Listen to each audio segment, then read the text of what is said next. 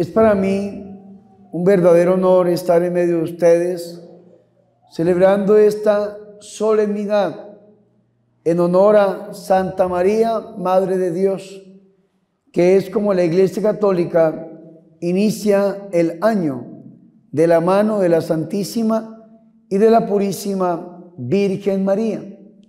Y ojalá que nosotros entendamos esto y le estamos pidiendo al Señor que este año 2022 sea un año bendecido, sea un año donde podamos verdaderamente ver los sueños cumplidos. Yo anoche estaba haciendo una oración antes de que se acabara el año y el Señor me ponía esa palabra en el corazón. Este es el año de la bendición de ver los sueños cumplidos. Y yo le reclamo esa promesa a mi Señor y le digo al Señor que la cuide a través del corazón inmaculado de su Santísima Madre, la Virgen María. Vea qué bonito esto. Nosotros tenemos que entender que en la Biblia, en la Sagrada Escritura, siempre que se habla de la Virgen María, es en referencia a que es la Madre de Jesús, la Madre del Señor. Nunca se habla de una manera diferente. Siempre en la Biblia, en el Nuevo Testamento, se habla de que la Virgen María es la Madre del Señor. Y siempre que se habla en el Antiguo Testamento, anunciando a la Santísima y a la Purísima Virgen María, también se hace en referencia a que va a ser la mamá la que va a dar a luz al Salvador, al Redentor, al Emanuel, al Dios con nosotros. Y por eso nosotros tenemos que respetar a la Santísima y a la Purísima Virgen María. Y vea qué interesante esto, porque hay mucha gente que dice, como en una bipolaridad espiritual, como en una dualidad, en un dualismo, diciendo, no, es que la Virgen María es la Madre de Jesús, pero no es la Madre de Dios. Y entonces no entiende uno, o al menos yo no entiendo ese fundamento de algunos hermanos protestantes, donde dicen, no, es que María es la Madre de Jesús, pero no es la Madre de Dios. ¿Y acaso quién es Jesús? Jesús es Dios. Y si la Virgen María es la mamá de Jesús, por lo tanto es la Madre de Dios. Ojo con esto, no estamos diciendo que la Virgen María sea la Madre de la divinidad, porque sería una locura. Es la Madre de Dios Hijo, del Verbo encarnado, que se hizo hombre, pero al hacerse hombre no dejó de ser Dios. Eso se llama la unión hipostática, cuando la divinidad, Dios, se une con la humanidad, con el hombre, en este caso, la Santísima y la Purísima Virgen María. Y vea qué interesante esto, porque para entender este dogma de la maternidad divina de nuestra Madre Santa, la Virgen María, que es uno de los 4 que hay en la Iglesia Católica referente a la Virgen: la Inmaculada Concepción, la Virginidad Perpetua, la Maternidad Divina y la Ascensión de la Virgen María al cielo. Son los 4 dogmas marianos, que es un dogma, es una verdad de fe que tiene que ser creída. Entonces, para nosotros entender este dogma de la maternidad divina, tenemos primero que entender una cosa, o mejor saber una cosa, y es el siguiente presupuesto teológico. Dime cuál es, escúcheme muy esto, tu cristología, y te diré el resto. Eso es lo que dicen. Dime cuál es tu cristología y te diré el resto. Es decir, para yo saber qué entiende usted, tengo que saber quién es Jesús para usted.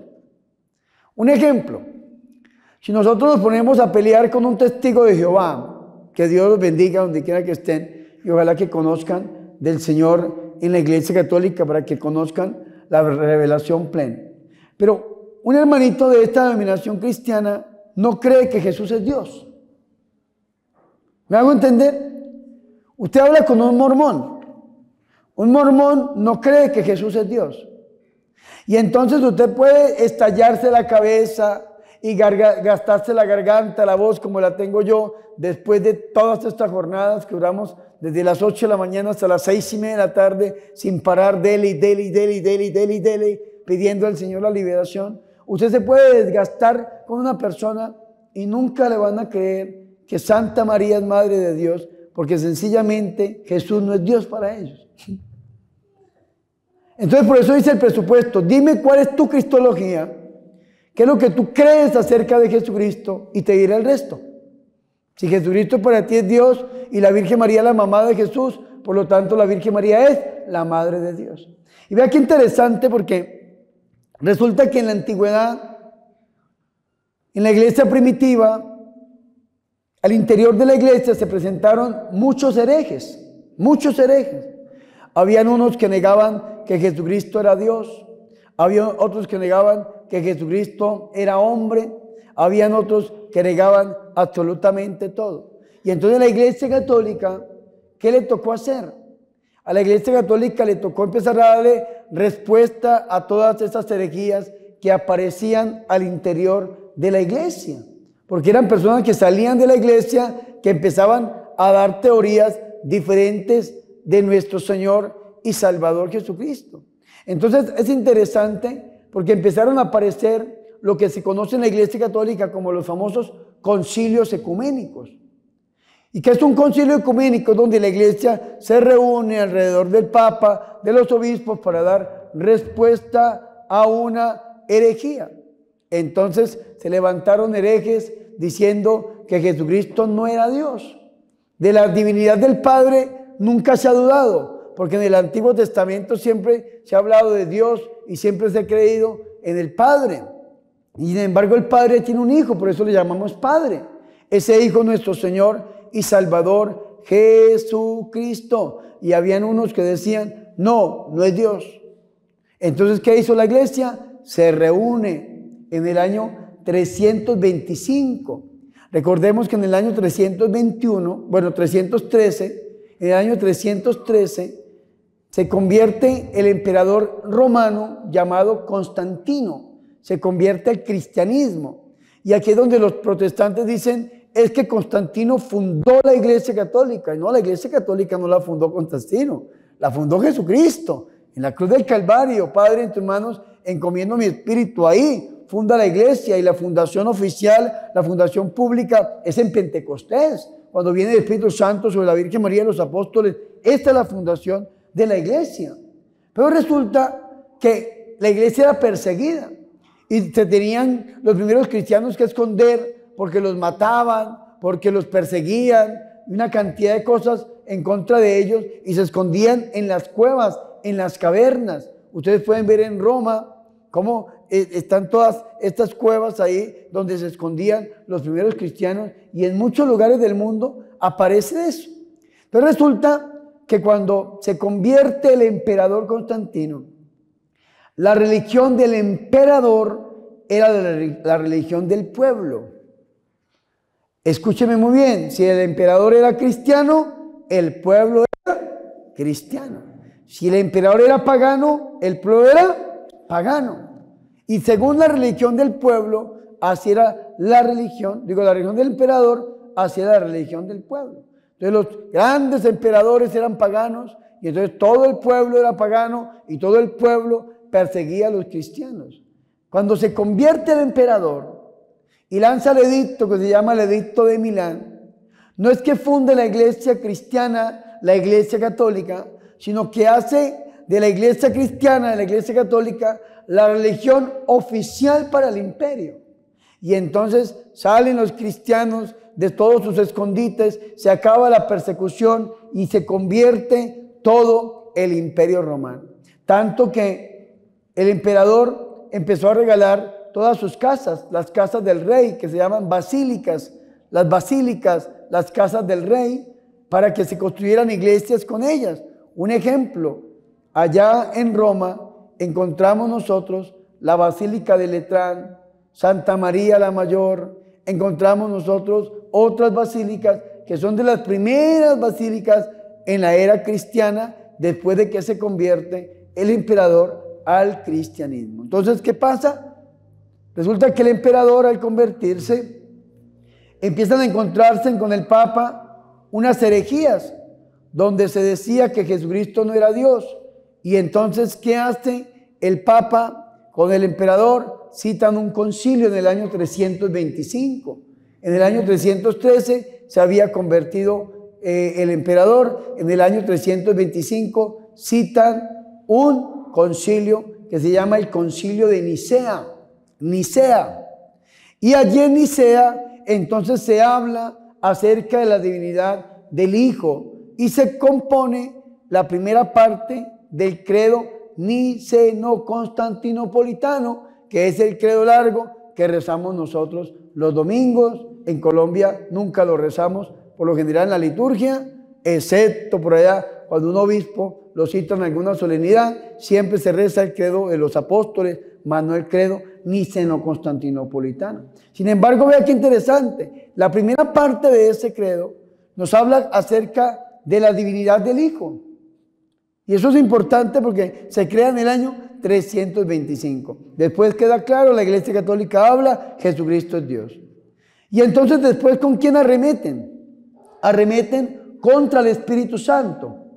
Ya dicen que el Espíritu Santo no es una persona, que es una fuerza, una energía y una cantidad de cosas que hablaban por allá, las herejías, los neumatocos, entre otros, y entonces vuelve y se reúne la Iglesia Católica en el año 381 para dejar en clara la divinidad del Espíritu Santo. ¿En dónde se reúnen? En Constantinopla. Por eso el credo largo se llama niceno-constantinopolitano, porque se creó en el concilio de Nicea y en el concilio de Constantinopla, 325 y 381. ¿Y qué habla este credo que lo vamos a rezar nosotros después de la homilía? El credo nos habla a nosotros acerca de la divinidad del Espíritu.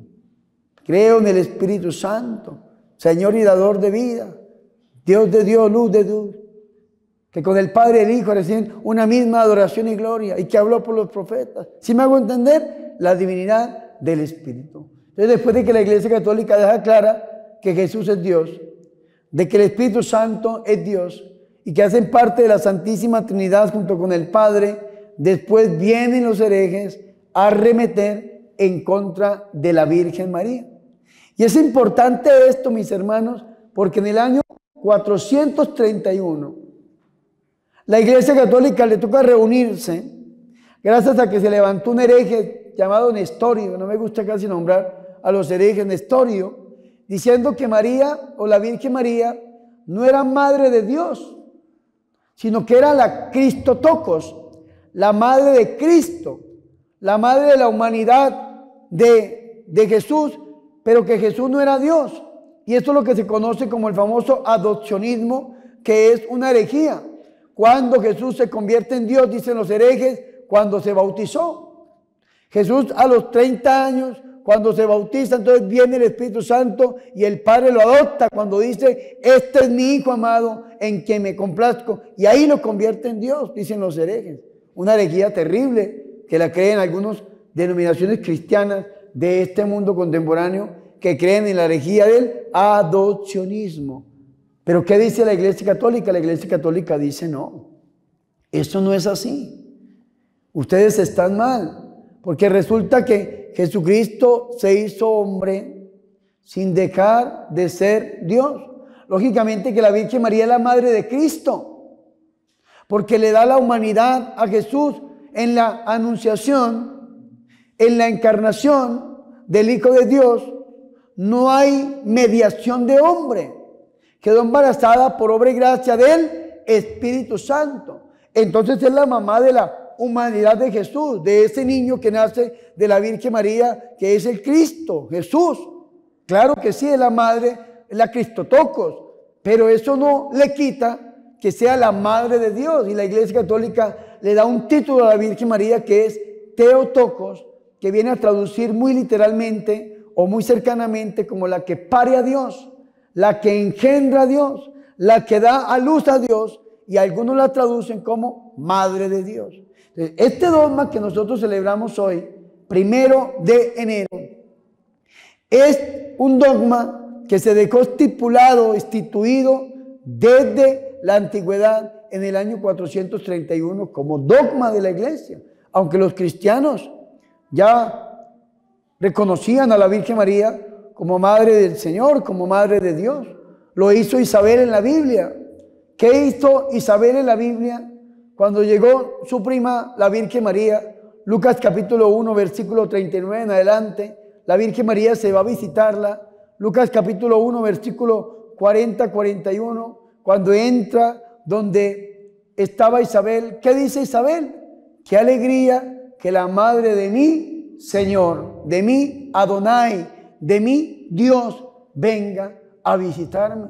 Y esto es bonito, mis hermanos y mis hermanas, que nosotros tengamos en cuenta esto, que la Virgen María, ya desde la Biblia reconocida como la Madre del Señor, la Madre de Dios, la Madre de la segunda persona de la Santísima Trinidad que se encarna en ella, y los primeros cristianos la respetaban. De hecho, la oración más antigua que encontramos de la Santísima Virgen María de los primeros siglos es: bajo tu amparo. Bajo tu amparo nos acogemos, Santa Madre de Dios, porque es la oración más antigua. Desde las catatumbas encontramos nosotros esta oración, una oración tan antigua, donde nos muestra que la Virgen María siempre ha sido reconocida como la Madre de Dios. Y vea qué interesante esto, porque cuando nosotros pensamos en la Santísima Virgen María y en los títulos que la Iglesia Católica le ha dado a la Virgen María durante todos los siglos, y algunos los encontramos en las letanías que rezamos después del rosario, uno de los títulos más antiguos, junto con Madre de Dios, es Virgen Madre. Virgen Madre. Y entonces, ¿y por qué es uno de los títulos más antiguos? Porque ¿quién nos asegura que Jesús es hombre? La Virgen María, porque dio a luz a Jesús. Porque hay herejes que decían que Jesús no era hombre, que Jesús en la cruz no sufrió, que Jesús hizo como una obra de teatro en la cruz, pero que Él no sufrió, que Él no vivió una pasión. Eso decían los herejes porque decían que no era hombre. ¿Y quién nos asegura que Jesús es 100% hombre? ¿Quién? Pues la Virgen María, que dio a luz a un hombre llamado Jesús. ¿Y quién nos asegura a nosotros que Jesús es Dios? Pues la Virgen María. ¿Por qué? Porque es virgen. La virginidad de nuestra madre es la garantía de que Jesucristo es Dios. Y la humanidad de Jesús es garantía de que ella lo dio a luz. Por eso es madre. Madre virgen o virgen madre. Madre porque dio a luz a Jesús. Y virgen porque ese Jesús es Dios. Y no menoscabó la integridad de su madre.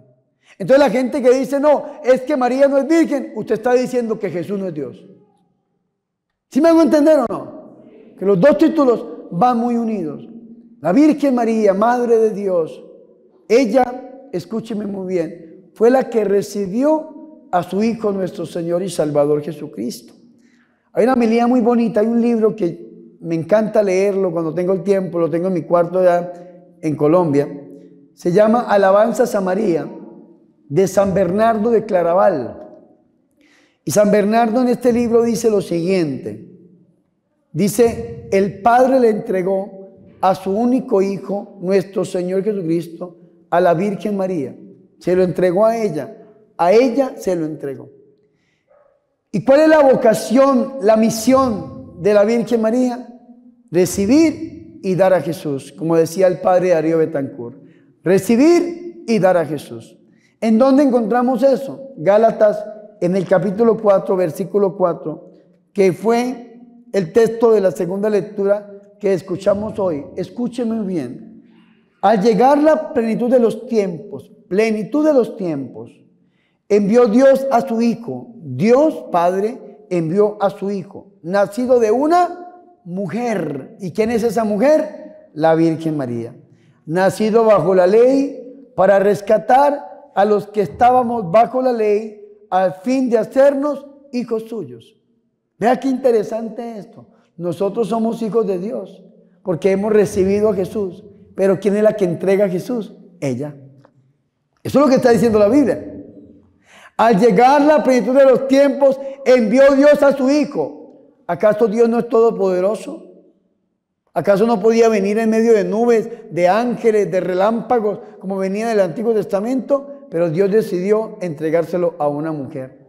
Nacido de mujer, nacido bajo la ley, para rescatarnos a nosotros. Entonces, gracias a que la Virgen María dijo sí, nosotros somos rescatados. Gracias a que la Virgen María dijo sí, nosotros somos hijos de Dios, porque somos hijos en el Hijo. ¿Me hago entender o no? Y vea qué interesante esto. Dice, puesto que ya son ustedes hijos, gracias a que la Virgen María dijo sí. Dios envió a sus corazones el Espíritu Santo que clama, Abba Padre, gracias a que la Virgen María dijo que sí. Es decir, así que ya no eres siervo, sino siendo hijo, eres también heredero por voluntad de Dios, gracias a que la Virgen María dijo sí. Y esto es importante. Vea qué importancia tan grande el sí de nuestra Madre Santa, que gracias a que ella dijo que sí, viene el Hijo de Dios, Virgen Madre, pero ¿qué hace la Virgen? Entrega a Jesús. Lo vemos nosotros en el Evangelio de hoy. El Evangelio de hoy está tomado de San Lucas capítulo 2, versículo 16 al 21. Y es la visitación de los pastores a la Virgen María. Estaban los pastores ahí en Belén, se les aparece un ángel, Hosana, gloria a Dios en las alturas, y le dice, les ha nacido hoy en la ciudad de David un sanador, un salvador. Y entonces, ¿qué hacen los pastores? Van y encuentran al niño. Por eso dicen, vea, fueron a toda prisa hacia Belén y encontraron ¿a quién? Primero, a María. Segundo, a San José. Y tercero, al niño. Que esto es importante. Siempre que se habla del niño es en referencia a la madre. Y siempre que se habla de la madre es referencia a que es madre del Señor, madre de Dios. Y esto nosotros lo podemos separar. ¿Y cómo estaba el niño? Pues como lo estamos celebrando nosotros, recostado en un pesebre. Recuerden que el Señor nació en una cueva, en un establo lleno de animales. ¿Qué era el pesebre? El pesebre era la batea, la vasija donde comían los animales. Ese es el pesebre. Ahí lo pusieron. La primera cuna del Señor que está allá en Santa María la Mayor en Roma, abajo del altar mayor está la primera cuna, el pesebre, una batea que está ahí. Y el Señor nace en una cueva, en un establo lleno de animales. Entraron y vieron a María, a José y al niño recostado en el pesebre. Después de verlo, contaron lo que se les había dicho de aquel niño, y cuantos los oían quedaban maravillados. La Virgen María también oía, vean, lo que hablaban del niño. Ella sabía que ese niño era Dios. Y la Virgen María, ¿qué dice la Biblia? En Lucas 2:19 es el versículo para que se lo guarden en su memoria. Dicen, María por su parte guardaba todas estas cosas y las meditaba en su corazón. ¿Qué significa meditar? Es un verbo que se llama symbalium. En griego, symbalium traduce como mantener unidas todas las cosas, mantener unidas, buscar todas las cosas y guardarlas en lo más profundo del corazón. Después los pastores se volvieron a sus campos, alabando y glorificando a Dios por todo cuanto habían visto y oído, según lo que se les había anunciado. ¿Y quién le entrega, escúcheme muy bien esto, el niño a estos pastores? Pues la madre, que lo tiene en sus brazos, que es un niño chiquito, lo toma como cualquier madre. Yo creo que si yo voy a la casa de una mujer que haya acabado de dar a luz y el niño está en la cuna, y yo le digo, ¿será que usted me puede dejar cargar a su niño? ¿Quién lo toma en los brazos? ¿Quién? ¿La mamá? Y yo lo digo con mucho respeto. A los hombres nos da miedo alzar un niño chiquito recién nacido, ¿o no? Nos da miedo y nos da como esa angustia. Pero ¿quién es la que lo carga, lo alimenta, lo amamanta? Vea que aquí hay una niña, 2, 3, 4 años, aún en el regazo de su madre. Y así es. ¿Quién es el que entrega al niño? La mamá. O si no, vea a su alrededor, con el respeto de los hombres, perdónenme. Pero es que nosotros somos así. Nosotros somos así. Fuimos creados de esa manera. Las mujeres son creadas diferentes a nosotros. Y ese amor materno, ese amor, imaginen ustedes que aman ustedes a sus hijos, cuánto amó la Virgen María a Jesús, sabiendo que era Dios. Que ese niño que estaba en sus brazos, que estaba alimentándose de su leche materna, era Dios. Y que esa leche se estaba convirtiendo en la sangre de aquel niño, y que esa sangre ciertamente era la que nos iba a redimir cuando iba a ser derramada en la cruz, y era la que nos iba a alimentar cuando se hace presente en la Eucaristía. Porque de cierta manera y de cierta medida la sangre de la Virgen María, escúcheme muy bien, se hizo también la sangre de Dios. Esto es bonito, es hermoso, es precioso nosotros escuchar esto. Y ese niño que dio la Virgen María es el que nos redime, es el que nos salva. Por eso nosotros tenemos que respetarla, porque no hay mujer más grande en el mundo, en la historia, que nuestra Madre Santa, la Virgen María. Hay que respetarla siempre como Madre de Dios. Y termino con esto. No es una frase mía, no es un pensamiento mío. Ojalá Dios me lo hubiera regalado a mí, pero se lo escuchó a un padre llamado Darío Bencosme en República Dominicana, que tiene una fundación de una comunidad que se llama Hijos de María Santísima. El padre dijo, y si María, dijo el padre, yo le digo Virgen María, hubiera renegado de su fe, hubiera dado en adopción aún al Hijo de Dios, y se hubiera ido lejos de la fe, aún así tenemos que respetarla, por ser Madre de Dios. No lo hizo nuestra Madre, Jesús sí lo sostuvo y lo sigue sosteniendo hasta las últimas consecuencias. Pero si ella aún así hubiese renegado de su fe y se hubiese ido, aún así tendríamos que respetarla porque dijo que sí y porque verdaderamente es la Madre del Señor. Menos mal que nosotros tenemos una Madre valiente. Le decimos en la letanía, torre de David, torre de marfil, que significa siempre puesta en pie, siempre firme, sosteniendo su sí hasta las últimas consecuencias. Pidámosle a nuestra Madre, que ella que es Madre de Dios y Madre nuestra, que dijo que sí y que lo sabe sostener, nos enseñe a nosotros, que nos tome de la mano y siempre nos lleve a un encuentro íntimo y personal con su Hijo, nuestro Señor Jesucristo. Gloria al Padre, al Hijo y al Espíritu Santo.